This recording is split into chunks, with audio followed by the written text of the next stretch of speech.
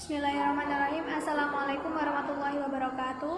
Di sini kami akan membahas tentang pengertian petir dan guntur dalam perspektif Al-Quran dan perspektif sains. Yang pertama yaitu pengertian petir dan guntur dalam perspektif sains.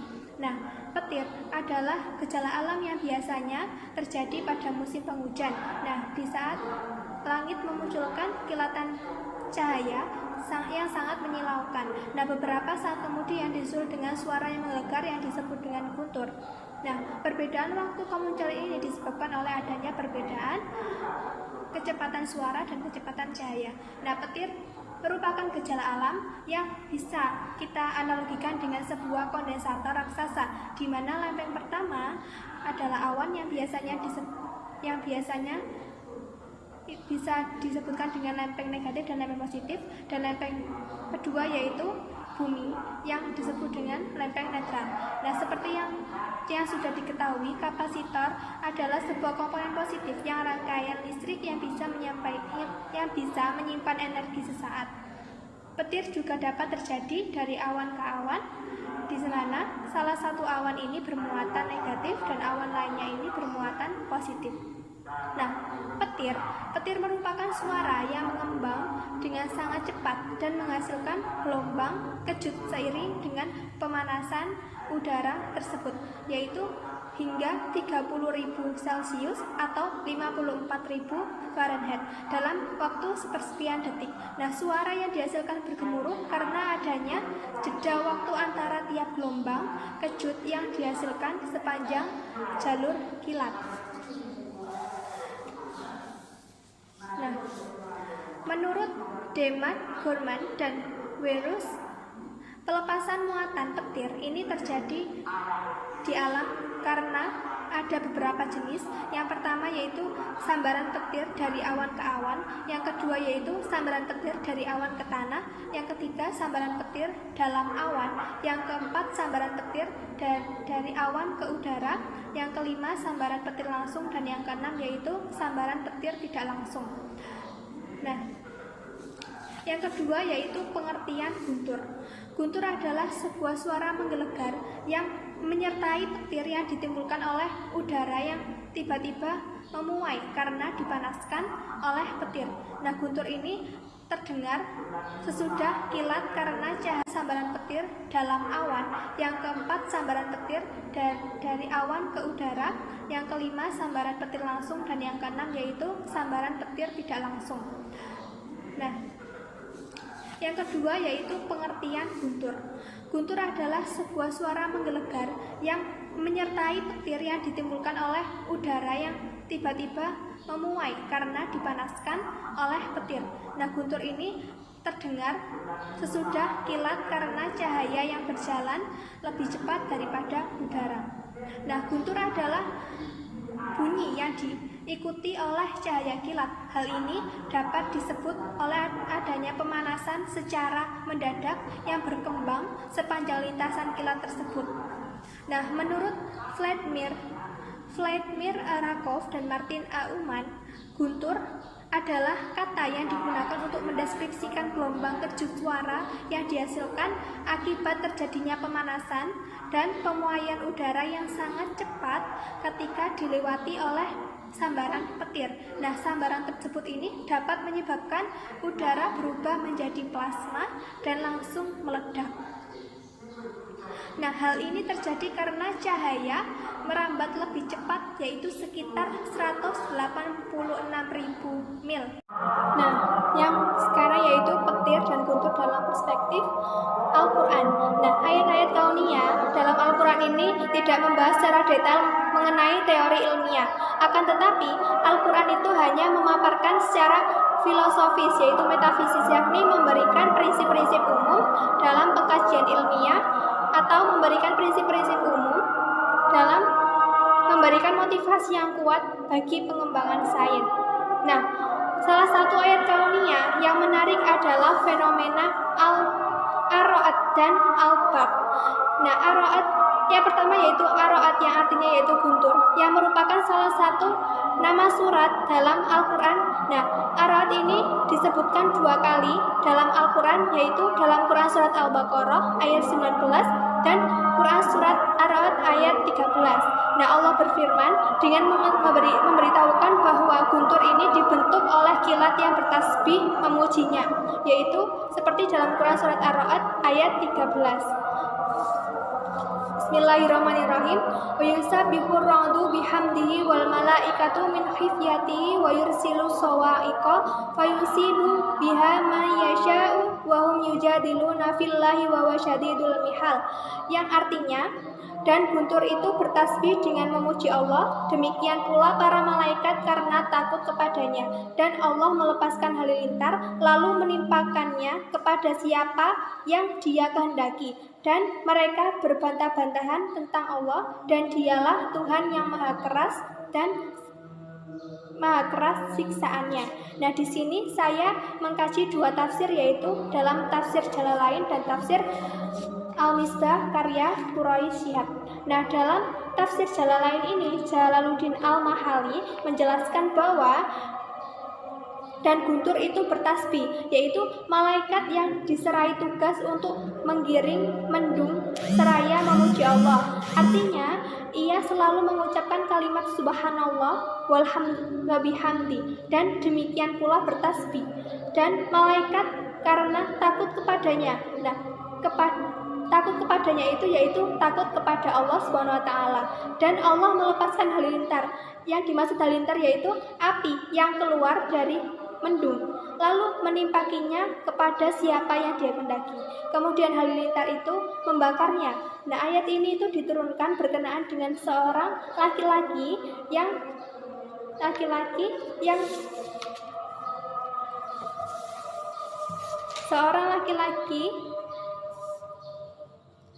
untuk menyeru dan menyembah Allah. Akan tetapi laki-laki tersebut itu menjawab, siapakah utusan Allah itu dan siapakah Allah itu? Apakah ia dari emas atau dari perak atau dari tembaga? Nah, ketika itu juga turunlah halilintar yang menyambarnya sehingga hancur tulang batok kepalanya, dan mereka orang-orang kafir itu berbantah-bantahan, selalu membantah Nabi Muhammad SAW tentang Allah, dan Dialah Tuhan yang maha keras siksaannya, maha kuat dan maha keras azabnya. Nah, yang kedua yaitu tafsir Al-Misbah karya Quraisy Shihab ini menjelaskan bahwa menafsirkan bahwa tanda kekuasaannya adalah bahwa guntur ini tunduk dan patuh kepada Allah dengan sepenuhnya. Suara petir yang kalian dengar itu tak ubahnya sebagai tasbih yang menciptakannya, sebagai bukti kepatuhannya kepada Sang Pencipta. Nah, demikian pula malaikat yang tidak dapat kalian lihat, mereka bertasbih pula memuji Allah Subhanahu wa taala. Dialah yang menurunkan angin badai yang panas dan membakar, lalu menimpakannya kepada siapa saja yang dikehendakinya. Namun, meskipun bukti-bukti tentang kemahakuasaan Allah begitu nyata dan jelas, mereka masih saja mendebat tentang hakikat Allah. Padahal Allah maha kuat siksaannya dan membalas kepada musuh-musuhnya pun sungguh kejam. Pembahasan yang disampaikan oleh Ustaz Devi. Nah, untuk yang di Al-Quran sendiri, untuk petir dan guntur ini, yang kedua yakni diindikasikan dengan lafaz barq, yang mana disebutkan 5 kali dalam Al-Quran, yakni dalam surat Al-Baqarah ayat 19, Al-Baqarah ayat 20, Ar-Ra'd ayat 12, An-Nur ayat 43 dan Ar-Rum ayat 24. Nah, yang mana di sini saya fokuskan kepada pembahasan surat An-Nur ayat 43, yang mana berbunyi A'udzubillahi minasyaitonirrajim. Bismillahirrahmanirrahim. Alam tara annallaha yusji sahaban thumma yu'allifu bainahu thumma yaj'aluhu rukaman fataral wadqa yakhruju min khilalihi wa yunazzilu minas sama' min jibalin fiha min baradin fayusibu bihi man yasha wa yasrifuhu amman yasha'u yakadu sana barqihi yadhhabu bil absar. Yang mana artinya, tidakkah kamu melihat bahwa Allah itu mengarah awan, kemudian mengumpulkan antara bagian-bagiannya, kemudian menjadikannya bertindih-tindih, maka kelihatanlah olehmu hujan keluar dari celah-celahnya. Dan Allah juga menurunkan butiran-butiran es dari langit, yaitu dari gumpalan-gumpalan awan seperti gunung-gunung, maka ditimpakannya butiran-butiran es itu kepada yang dikehendakinya dan dipalingkannya dari siapa yang dikehendakinya. Kilauan kilat awan itu hampir menghilangkan penglihatan. Surat An-Nur ayat 43. Nah, di sini untuk secara Al-Qur'an sendiri, di sini saya mengambil dua tafsiran. Yang pertama tafsir Al-Baghawi dari Syekh Al-Baghawi, yang mana di sini menjelaskan bahwa tidakkah kamu melihat bahwa Allah itu mengarah awan ke wilayah yang Allah inginkan. Kemudian Allah mengumpulkan di antaranya, yaitu mengumpulkan potongan-potongan awan yang tersebar satu sama lain. Kemudian Allah itu mengumpulkan di antaranya, yaitu mengumpulkan potongan-potongan awan yang tersebar satu sama lain, kemudian membuatnya menjadi tumpukan bertumpuk-tumpuk. Kemudian terlihatlah hujan keluar dari celah-celahnya. Kemudian Allah menurunkan butiran-butiran es dari langit, yaitu dari gumpalan-gumpalan awan seperti gunung-gunung, yaitu menurunkan es. Nah, dikatakan dari menurunkan es dari langit ini, yaitu menurunkan es yang jumlahnya diibaratkan seperti gunung es. Nah, Allah SWT menurunkan hujan itu kepada siapa yang dikehendaki Allah, dan tidak menurunkannya kepada siapa yang tidak dikehendaki Allah. Nah,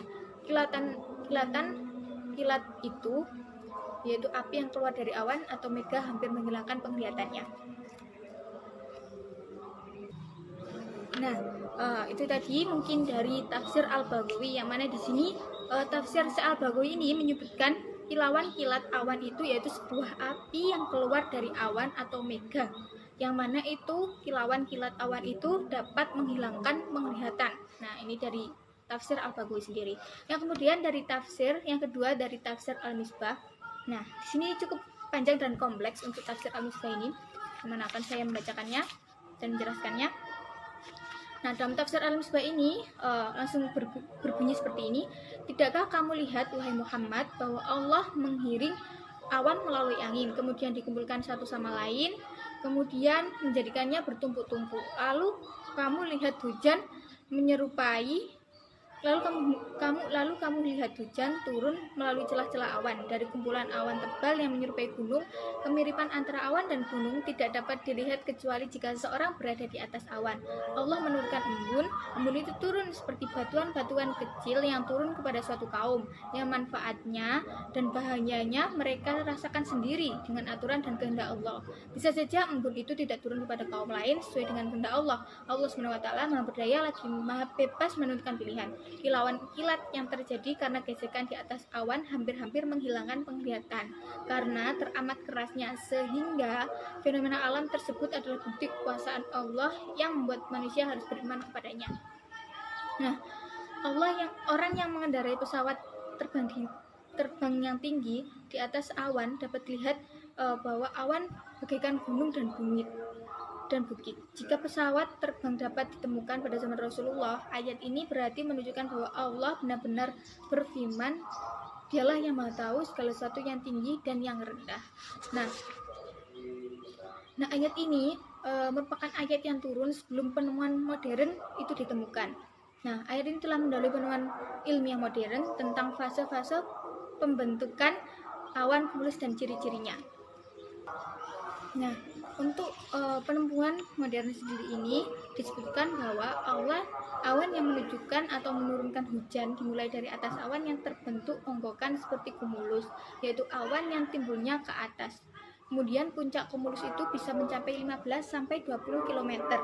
Nah, hingga tampak seperti gunung yang tinggi. Nah, dalam penemuan ilmu pengetahuan yang modern ini, cumulus yaitu yang menghasilkan hujan memiliki 3 fase. Yaitu yang pertama fase koherensi dan pertumbuhan, yang kedua fase penurunan hujan, dan ketiga fase penghabisan. Nah, di samping itu, awan cumulus ini salah satunya atau satu-satunya awan yang menghasilkan dingin dan mengandung aliran listrik. Kilat kadang-kadang dapat terjadi secara berturut-turut dan hampir berkesinambungan. Nah, sekitar 40 pengosongan aliran listrik dalam 1 menit ini terjadi karena cahayanya amat terang dan dapat mengakibatkan kebutaan bagi orang yang melihatnya. Nah, kasus ini sering terjadi pada pelaut dan penerbang yang menembus angin yang berguru di lokasi-lokasi yang panas, hingga dapat membahayakan bagi perjalanan dan aktivitas penerbangan di tengah-tengah angin yang berguru. Nah, dalam penafsiran tafsir Al-Misbah ini, penafsirannya ini kan bersifat penafsiran kontemporer. Jadi di sini beliau Syekh Quraisy Shihab ini mencantumkan sisi-sisi keilmiahan dari surat ini tadi. Gitu. Kemudian yang ketiga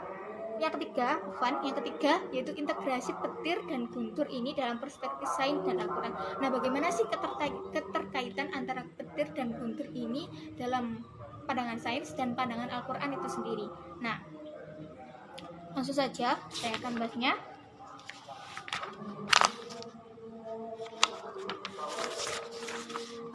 Kilat atau petir disebut lightning dalam bahasa Inggris, sedangkan guru atau guntur adalah thunder. Nah, saat banjir dan hujan turun, kilat dan guntur yang membuat langit terang adalah fenomena pelepasan energi listrik di atmosfer. Nah, selain fenomena cuaca, kilat dan listrik memproduksi lebih banyak energi listrik dibanding mesin pembangkit. Nah, banyak banget energi listriknya. Proses terbentuk kekuatan dan panas yang dihasilkan terjadi atas izin dan kuasa Allah SWT. Nah, ini berkaitan dengan firman Allah dalam surat An-Nur ayat 43, yang mana di sini yang tadi sudah saya bacakan, yang mana di sini saya mengutip atau yang berkaitan dengan keilmiahan kilat itu sendiri dalam kalimat yang terakhir, yang artinya kilauan kilat awan itu hampir-hampir menghilangkan penglihatan. Nah, kita tahu sendiri kilat tadi menggunakan kata barb, yang mana itu barbon ini, yang mana itu kilat ini adalah disampaikan secara tersirat bahwa kilauan kilat awan itu hampir-hampir menghilangkan penglihatan. Nah, hal ini menunjukkan bahwa kemampuan kilat itu yang sangat besar, yang mana itu keajaiban kilat yang mana bisa itu menghilangkan penglihatan manusia. Nah, hal ini Al-Quran telah menyebutkan hal tersebut secara tersirat. Kemudian hal ini dibuktikan dalam dalam penemuan ilmiah, yang mana menunjukkan keajaiban atau kemampuan dari kilat itu sendiri. Yang pertama yakni energi yang dilepas oleh sekali kilatan petir lebih besar daripada energi yang dihasilkan seluruh pembangkit listrik di Amerika. Wow, begitu besarnya. Yang kedua, satu kilatan petir dapat menyalakan 100 watt bola lampu selama lebih dari 3 bulan. Yang ketiga, pada titik sentuh petir ke bumi, cuaca memanas hingga 25.000 derajat Celcius. Kecepatan kilat petir 150.000 km per detik dan rata-rata ketebalannya 2,5 sampai 5 cm. Yang keempat, petir menghasilkan molekul nitrogen yang dibutuhkan bagi tumbuh-tumbuhan di bumi untuk menunjang kehidupannya. Yang kelima, setiap petir rata-rata memiliki 20.000 ampere daya listrik, sedangkan seorang tukang las hanya menggunakan 250 sampai 400 ampere untuk mengelas baja. Kemudian, petir bergerak pada kecepatan 150.000 km per detik hingga setengah kecepatan cahaya dan 100.000 kali lebih cepat dari kecepatan suara. Yang terakhir, cahaya yang dikeluarkan oleh petir lebih terang ketimbang cahaya 10 juta bola lampu pijar berdaya 100 watt. Nah, kita tahu di sini fakta-fakta ilmiah yang menunjukkan kuasa atau kebesaran dari petir sendiri, keajaiban dari petir. Nah, Allah telah menyebutkan bahwa petir itu memiliki kilauan kilat awan itu atau petir ini dapat menghilangkan penglihatan mata. Betapa besar ini kekuatan petir sehingga dapat menghilangkan penglihatan manusia itu sendiri. Tidak sampai di situ, untuk keterkaitannya sendiri, yaitu Allah menyebutkannya dalam surat Al-Baqarah ayat 19 sampai 20, yang artinya atau seperti orang-orang yang ditimpa hujan lebat dari langit disertai gelap gulita, guru dan kilat. Mereka menyumbat telinganya dengan anak jarinya karena mendengar suara petir, sebab takut akan mati. Dan Allah meliputi orang-orang yang kafir. Hampir-hampir kilat itu menyambar penglihatan mereka. Setiap kali kilat itu menyinari mereka berjalan di bawah sinar itu, dan bila gelap menimpa mereka berhenti. Jika Allah menghendaki niscaya, Dia melenyapkan pendengaran dan penglihatan mereka. Sesungguhnya Allah berkuasa atas segala sesuatu. Nah, dari segi ilmiah sendiri kita mengetahui bahwa kilat Dan petir ini muncul pada saat hujan, nah, mana di saat langit memunculkan kilatan cahaya saat yang menyilaukan. Beberapa saat kemudian disusul oleh suara menggelegar yang disebut dengan gurung. Perbedaan kemunculan ini disebabkan adanya perbedaan antara kecepatan suara dan kecepatan cahaya. Nah, untuk ayat pendukung ini sangat jelas sekali bahwa kemampuan petir itu sangat dahsyat, yang mana dapat menghilangkan pendengaran dan penglihatan manusia. Nah, kemudian keterkaitannya sendiri yang kedua yakni dalam surat Ar-Ra'd ayat 20, Ar-Ra'd ayat 12 sampai 13, yang mana Ar-Ra'd ini adalah indikasi dari guru atau guntur. Nah, yang artinya dalam surat Ar-Ra'd ayat 12 sampai 13 ini, dialah Tuhan yang memperlihatkan kilat kepadamu untuk menimbulkan ketakutan dan harapan. Dia mengadakan awan mendung dan guru itu bertasbih dan memuji Allah. Demikian pula para malaikat karena takut kepadanya. Allah melepaskan halilintar lalu menimpakannya kepada siapapun yang Dia kehendaki, dan mereka berbantah-bantah tentang Allah, dan Dialah Tuhan yang Maha Kerasanya. Nah, untuk yang ayat yang Al-Baqarah tadi sebelum surat ini kan mengindikasikan mengawali hujan. Peristiwa tersambarnya petir atau kilat ternyata sempat disinggung dalam Al-Quran dalam surat ini juga. Nah, tersambar petir atau kilat menunjukkan kecilnya daya manusia di depan Allah Subhanahu wa Ta'ala, sehingga ada saja korban dalam fenomena ini.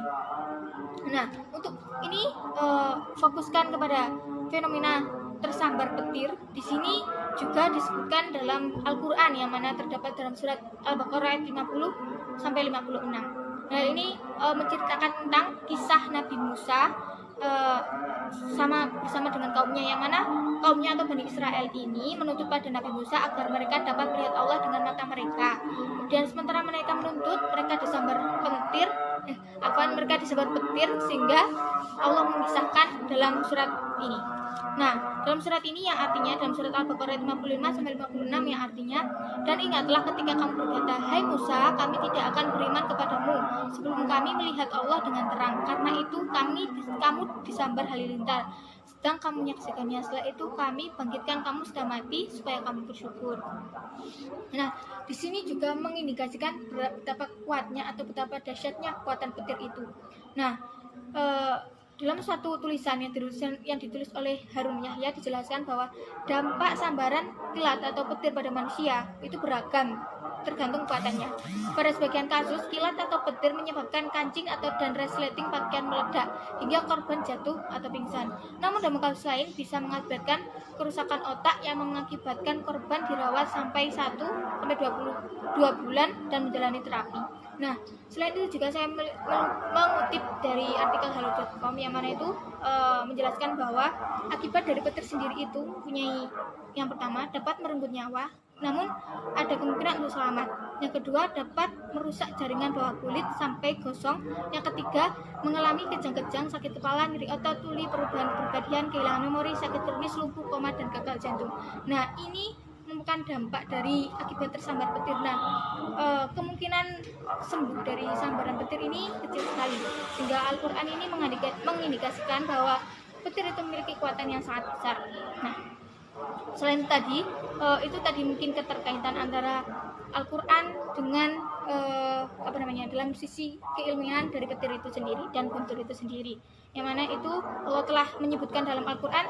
Namun penemuan ilmu modern ini baru-baru ini, yang mana itu menyebutkan bahwa emang petir itu memiliki kekuatan yang sangat dahsyat. Nah, selain itu di sini juga selanjutnya dalam bab selanjutnya kami menyantumkan dampak petir dan guntur dalam kehidupan. Nah, yang pertama dampak negatif akibat adanya petir itu sendiri. Yang pertama adanya efek listrik. Saat petir terjadi maka akan dapat menimbulkan efek listrik untuk manusia. Nah, ketika arus telah melalui kabel penyalur konduktor dengan resistensi elektroda bumi yang instalasi penangkal petir, maka dapat menimbulkan tegangan status resistensi. Nah, akibat arus petir akan menimbulkan tegangan yang tinggi di sekitar elektroda bumi, yang mana akan sangat berbahaya bagi makhluk hidup. Ini yang pertama, dampak negatif yang pertama. Yang kedua yakni efek termal. Efek termal terjadi karena suhu tinggi yang dicapai oleh saluran yang dilalui oleh petir. Nah, dapat mencapai 20.000 derajat Celcius, yang mana dapat menyebabkan kerusakan besar saat sengatan listrik mencapai misalnya pohon atau benturan pada suatu struktur. Yang ketiga, efek tegangan tembus samping. Nah, dampaknya ini apabila saat terjadinya petir, titik sambaran pada sistem proteksi petir bisa memiliki tegangan yang lebih tinggi terhadap unsur logam di dekatnya, sehingga ini dapat menimbulkan resiko tegangan tembus dari sistem proteksi petir yang telah terpasang di struktur logam lainnya. Nah, efeknya ini dapat menyebabkan resiko yang sangat berbahaya bagi isi dan juga kerangka struktur perangkat bangunan. Yang keempat, efek mekanis, yaitu apabila arus petir melalui kabel penyalur paralel atau konduktor ini berdekatan atau pada konduktor dengan tekungan yang tajam akan menimbulkan gaya mekanis yang cukup besar. Oleh karena itu, diperlukan ikatan mekanis yang cukup kuat. Nah, efek mekanis yang tinggi ini dapat menyebabkan ledakan pemuaian udara di sekitar jalur pemuatan gerak. Nah, ini dapat menimbulkan kerusakan pada struktur bangunan yang dilindungi. Nah, yang kelima, selanjutnya efek kebakaran karena sambaran langsung. Nah, ini dapat menyebabkan kebakaran jika petir itu menyambar secara langsung. Sering terjadi ini.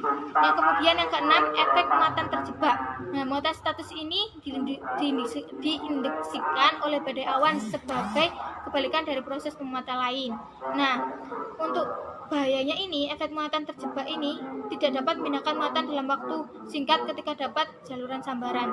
Jadi, jika proses netralisasi muatan berakhir dan jalur sambaran sudah netral kembali, maka terjebak akan tertinggal pada benda yang terisolir dari kontak langsung secara listrik dengan bumi dan bahan bakar konduktor seperti bahan yang mudah terbakar. Jadi akan sangat berindikasi atau sangat ngefek pada bahan yang mudah terbakar ketika tersambar oleh petir ini. Nah, selain dari mana akan saya sampaikan sebagai berikut. Yang pertama, petir dapat dijadikan sebagai sumber energi. Yang kedua, memicu terjadinya reaksi kimia dalam pembentukan lapisan ozon. Yang ketiga, membantu pembentukan NH4 untuk kesuburan tanah. Dan yang keempat, dapat membunuh kuman dan bakteri. Kita tahu sendiri di udara sekitar sini banyak mengandung kuman dan bakteri. Dan petir ini bisa membantu untuk membunuh kuman dan bakteri yang ada di sekitar kita, udara yang ada di sekitar kita. Nah, mungkin itu saja dapat saya sampaikan terkait dengan keterkaitan antara petir dan guntur dalam perspektif Al-Quran dan sains. Nah, kurang lebihnya saya mohon maaf yang besar-besarnya. Nun wal qalami wa masturun. Wassalamualaikum warahmatullahi wabarakatuh.